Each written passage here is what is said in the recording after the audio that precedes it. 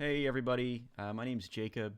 You don't know me, I don't know you. It's my first video here talking about economics, but I found something that I think is going to be interesting to you, and I hope that it is because I'd like to continue making videos like this. But first, I want to set the stage very quickly. Bear with me. So, these gray bars on the unemployment rate chart indicate a recession. What you'll see is that the 2020 recession was very short. It wasn't deep at all. We didn't see a lot of the statistics come out of this recession that we did many others. Primarily, okay, because the Federal Reserve had their money printer turned on high. And while they like you to believe that that money printer hasn't been on, and it hasn't been on to such a degree as it was during the pandemic, it's definitely on, okay? And the reason that it's on is something called the Bank Term Funding Program. Basically, something that's supposed to end in March, but will provide loans to banks all the way through March of 2025 in effect, because the last day that you can get a loan is in March. So we may not see any economic fallout on the larger scale until next year. To be honest, I think things are pretty bad, but we may see more happen. But the other chart I just want to look at real quick to kind of validate some of this information that I'm talking about is the money supply.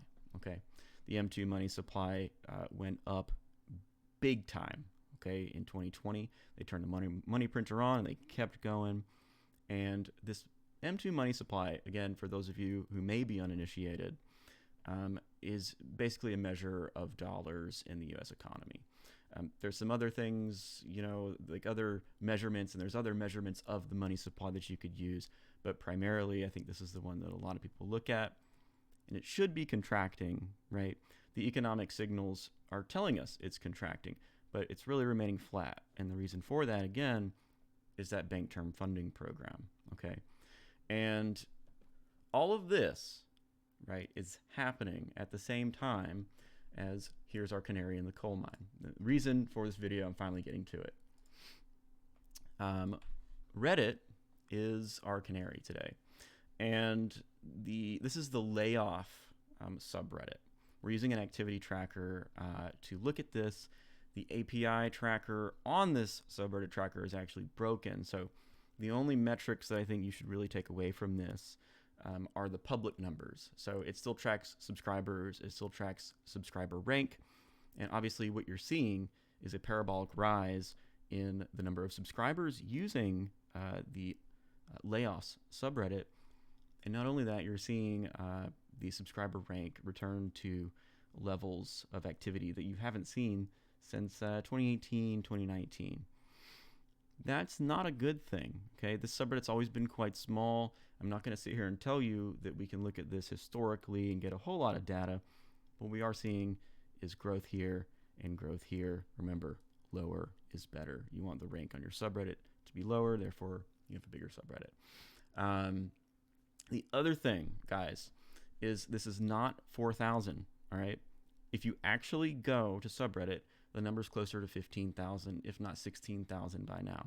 And the reason that that's so important is because I think this site updates on the first of every month.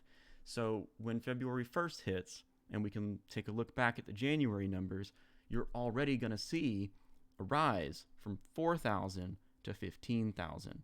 These are people that are coming to this website looking for a place to talk about what to do in a layoff situation. They don't have any other option. I've been on the subreddit. I've heard them communicating with each other. I've participated in some of the communication, and I can tell you things are very divisive, okay? Because half the country thinks that we are in a recession now or heading into one, and the other half really thinks that there's only good things on the horizon. And I won't try and make that prediction for you. I'll just tell you I'm overall negative on the way things are looking.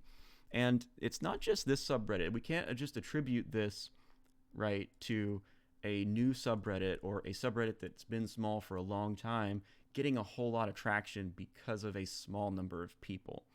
Because look here, the unemployment subreddit, which has always been a place people go when they're looking for data or for help with getting unemployment or what to do when they run out of unemployment, this number has gone parabolic as well.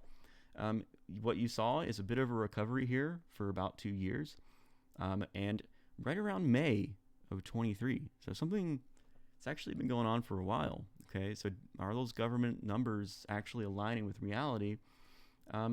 Starting in 2023 January, these numbers have gone up and up, and this is not including again the numbers that we've seen since January 1st, which I can only assume will be going north, right?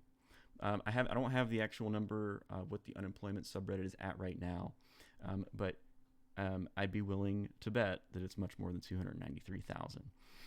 Likewise, again, we'll take a very brief look here at the subscriber rank, and what you see, of course, is we had the pandemic, things got very flat for a while, and now we're starting the trend back down again. So, I think no matter what subreddit you go to, let's just, for the sake of conversation, let's go to economy. I'm taking a gamble here, and we'll go down to those stats that we're trying to use. Okay. Again, we have growth, right? I don't think the economy subreddit is the place that people are running to when they lose their job. Maybe they're interested in like a more macro outlook.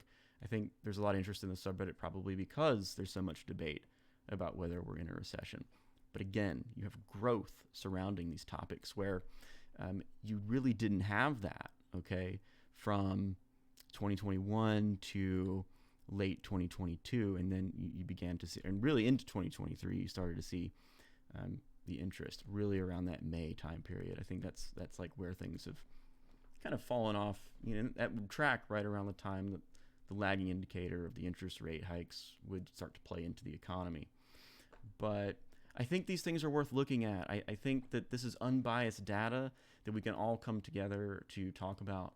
And I'm interested to see what you think about it.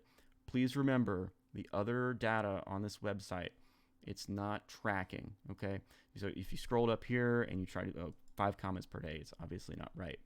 But these numbers, I think, are just linked to the actual subreddits and the public information that's available on Reddit. So tell me what you think. Am I reading something wrong here? Is this not a canary in the coal mine? Is this just normal subreddit activity? And in connection to that, is it normal economic activity? Will we get out of this year without a recession?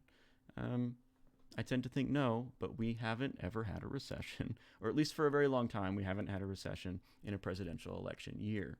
So think about it. Let me know what you think in the comments, and we'll go from there. But thanks for listening, and I hope this brought a little bit of enrichment to your day.